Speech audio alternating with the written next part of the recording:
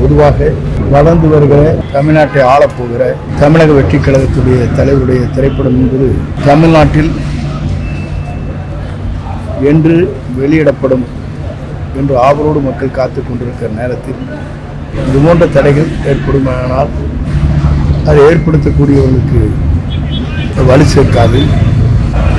ஆகவே அப்படிப்பட்ட சூழல் எங்கே ஏற்பட்டாலும் அது வேதனைக்குரிய ஒன்றாக இருக்கும். மக்கள் அதை உண்மையிலேயே வளர்ந்து வருகிற வெற்றி பெறுகிற நாளை முதலமைச்சராக ஆகப்போகிற அவருடைய திரைப்படத்தை தடுப்பது என்பது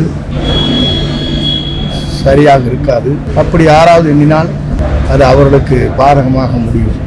தணிக்கை சான்றிதழ் கொடுக்காம இழுபறி பண்றது யார்? மத்திய அரசா மாநில அரசா? அது இல்லை, அது உங்களுக்கே தெரியும் யார் செய்கிறார் என்பதை நீங்களே புரிந்து கொள்ளலாம். வழக்கு ஏதாவது இப்போ தாவேக சார்பில் இல்லாட்டி விஜய் சார்பில் வந்து வழக்குகள் ஏதாவது போடுறது திட்டம்?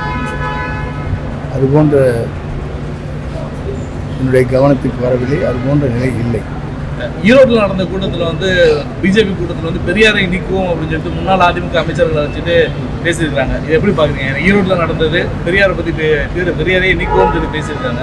ஆனால் அதிமுக முன்னாள் அமைச்சர்கள் யாரும் ரியாக்ட் பண்ணல. எங்கே? ஈரோட்டில் யார் பேசுனாங்க? ஜி.கே. நாகராஜ் பேசியிருக்காங்க. பாஜகவுடைய விவசாய அணி மாநிலத்தில்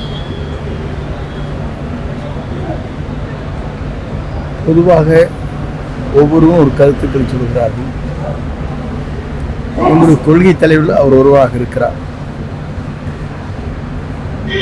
6 தலைவர் நான் இருக்கிறார் என்று சொன்னால் கொள்கை தலைவராக அவரை ஏற்றுக்கொண்டிருக்கிறோம். இவர்கள் கருத்துக்களை பற்றி நாம் இப்போது விமர்சனம் செய்வதற்கு இல்லை. காலம் வரும், அவர்களுக்கு மக்களே பதில் சொல்வார்கள்.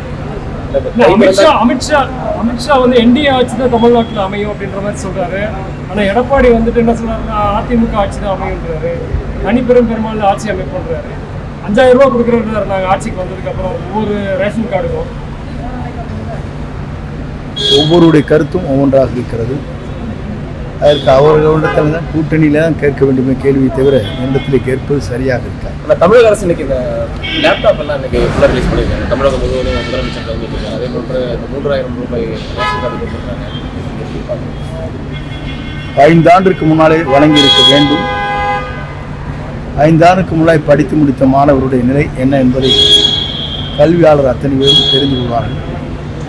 இப்போது கொடுப்பதை காட்டிலும் என்றைக்கு அவர் கையிலே ஒப்படைக்க வேண்டுமோ அந்த ஒப்படைக்கப்பட வேண்டும். குழந்தை வளர்கிறதோடு பால் ஊட்ட வேண்டுமே தவிர வளர்ந்து முடிந்ததற்கு பிறகு பால் ஊட்ட தேவையில்லை.